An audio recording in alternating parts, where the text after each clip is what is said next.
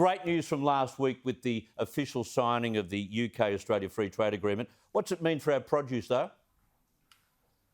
Yeah, look, this is Free Trade Agreement number 15, another market that we can send our produce into and send boats left and right to if we had trouble with ones up the middle, which we have had. And the reality is this gives our farmers more options, more choice, so whether that be for beef, sheep, wine in particular, who've had it pretty tough. Sugar also gets a look in this, as well as dairy. So this is real tactile quotas, tariff-free quotas for beef, 35,000 going to 110,000. $43 million worth of tariffs wiped from wine straight away.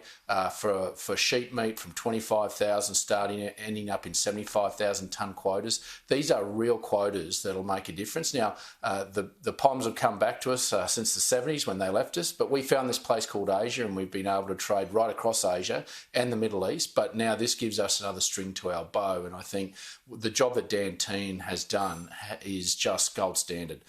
The reality is the POMs had to come back on the terms that were set out by Dan, and they accepted it because they saw the importance of it. We won't be turning our back on other markets, but this gives us opportunities to send our produce into those other markets, into Europe, in particular into the UK, and we're now finalising the EU free trade agreement. So Dan Teen deserves all the kudos in the world for this, and I've got to say that Australian farmers will reap the benefit, but it won't be our primary market. It'll be one that we'll be able to top up, and it'll be the cream on the top.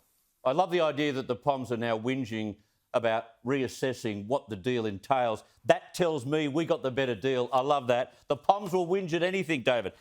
One last one before we let you go. Mate, Dan was going to be put in the corner in a hard chair before he went over to negotiate this thing from memory. So I think Dan's come out looking okay out of all this.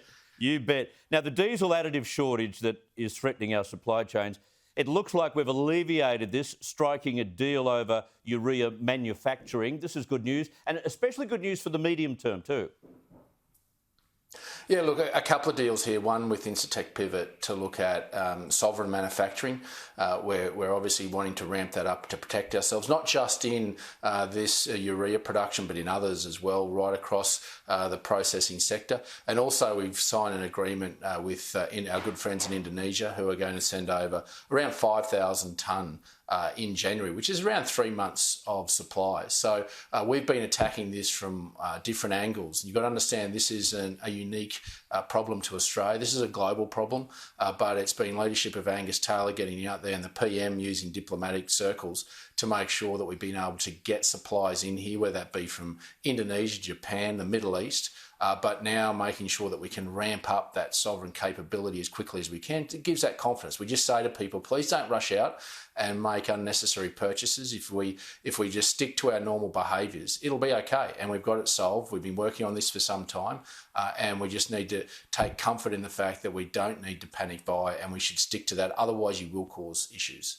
Have a good break, and a Merry Christmas to you and your family too. Enjoy the time, mate. Thank you very much for your time.